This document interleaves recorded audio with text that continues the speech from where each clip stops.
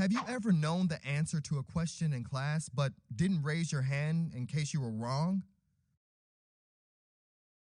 Sure. What if your answer was wrong and the whole class laughed at you?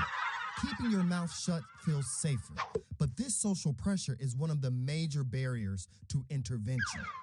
Click Continue. Fear of embarrassment, aka fear of looking foolish, trips us up all the time.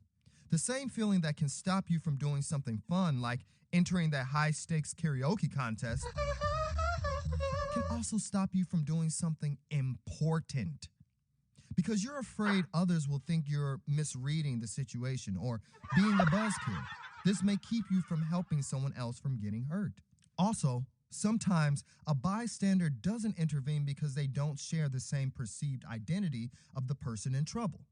For example, in one study, white bystanders were less likely to intervene if they see a woman of color in potential need of help. This may be because of a cultural stereotype that she'll take care of herself. A stereotype that only makes her more vulnerable.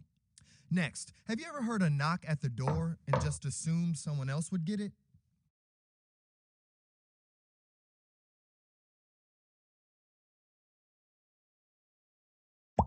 So you're the one who everyone else assumes will get the door. Good move. You get first dibs on the pizza. Waiting for someone else to handle a situation instead of stepping forward yourself is called diffusion of responsibility. Click Continue. In fact, the bigger a group of people is, the less likely that any member of that group takes personal responsibility to help someone, which is pretty messed up. Click Continue. Last one. Let's say your friend gets drunk at a party and starts dancing on the coffee table. Before too long, she breaks it and spills red wine on the couch. The next day, she's super embarrassed. The host of the party wants her to pay for the damage. Fair? Sure. Even if you get drunk, you're still responsible for your own actions. Click Continue. Now let's apply some knowledge from our first lesson. If someone decides to sexually assault your friend while she's too wasted to resist, is that her fault? Right. It is most certainly not her fault. Click Continue.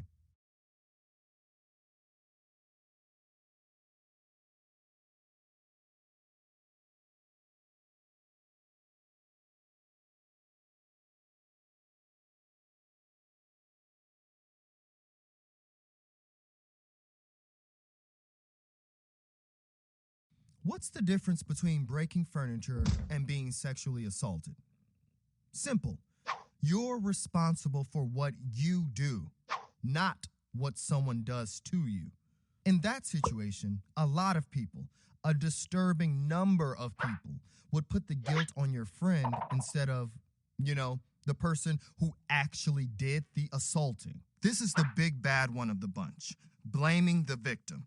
The thing is, when people hear about something awful happening, their first instinct is to find some reason why it couldn't happen to them or someone they care about.